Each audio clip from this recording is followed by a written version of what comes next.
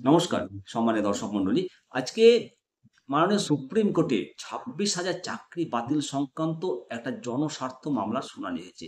আর এই জনস্বার্থ মামলার শুনানির যে ফলাফল একটা বড়সড় ইঙ্গিত দিচ্ছে। যোগ্য শিক্ষক এবং শিক্ষাকর্মীদের চাকরি ফিরিয়ে দেওয়া বা রায় পুনর্বিবেচনা হওয়ার একটা সম্ভাবনা তৈরি হয়েছে। তো বন্ধুরা, পুরো যে মামলায় আজকে শুনানি হয়েছে তার নির্যাস আপনাদের সঙ্গে আলোচনা করব।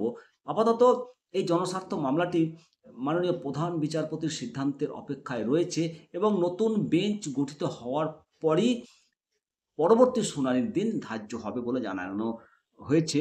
এবং ১৭ই নভেম্বরের যে নির্দেশ, যোগ্য প্রার্থীদের আইনি লড়াইয়ের জন্য একটা নিঃসন্দেহে নতুন আশার আলো সঞ্চার হয়েছে। তো আজকের শুনানিতে যে জিনিসগুলো মানে পরিষ্কার হয়েছে, মাননীয় বিচারপতির পর্যবেক্ষণ এবং ঐতিহাসিক যে নির্দেশ, মাননীয় বিচারপতি সঞ্জয় কুমার কিছু গুরুত্বপূর্ণ পর্যবেক্ষণ তুলে ধরেছেন।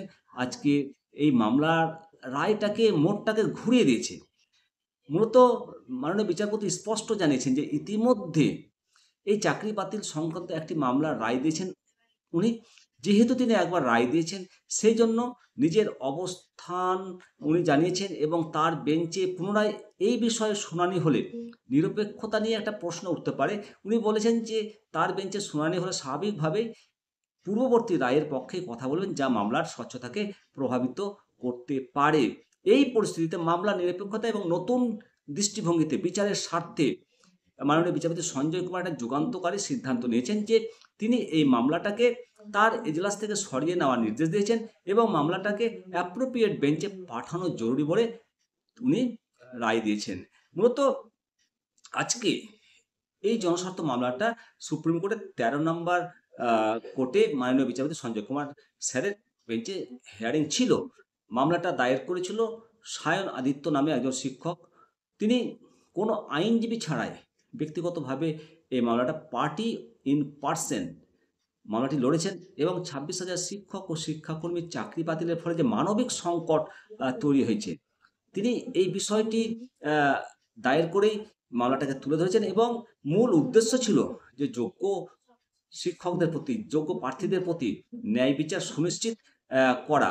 তবে পশ্চিমবঙ্গের স্কুল সার্ভিস কমিশন দ্বারা যে বাতিল হওয়া ২৬,০০০ চাকরি, আজকের এই শুনানিতে এই জনস্বার্থ মামলাতে একটা নতুন গুরুত্বপূর্ণ মোড় এসছে এবং সুপ্রিম কোর্ট এই সংক্রান্ত যে জনস্বার্থ মামলাটা শুনানি করেছে, তাতে নতুন করে একটা আশার আলো সঞ্চার হয়েছে এবং মাননীয় বিচারপতির এ পর্যবেক্ষণ এবং নির্দেশ মামলার ভবিষ্যৎ গতি প্রকৃতিতে একটা বড়সড় প্রভাব ফেলতে পারে। অবশ্যই আপনাদের মতামত জানাবেন এবং পরবর্তী শুনানির দিন যখন লিস্টেড হবে জানতে পারবো, আপনাদেরকে জানাবো। অবশ্যই পরবর্তী আপডেট পাওয়ার জন্য চ্যানেলটিকে সাবস্ক্রাইব করে রাখবেন। সবাইকে আজকে শ্রী, শ্রী কার্তিক পুজোর প্রীতি শুভেচ্ছা, অভিনন্দন জানাই। সবাই ভালো থাকুন। জয় হিন্দ, জয় ভারত।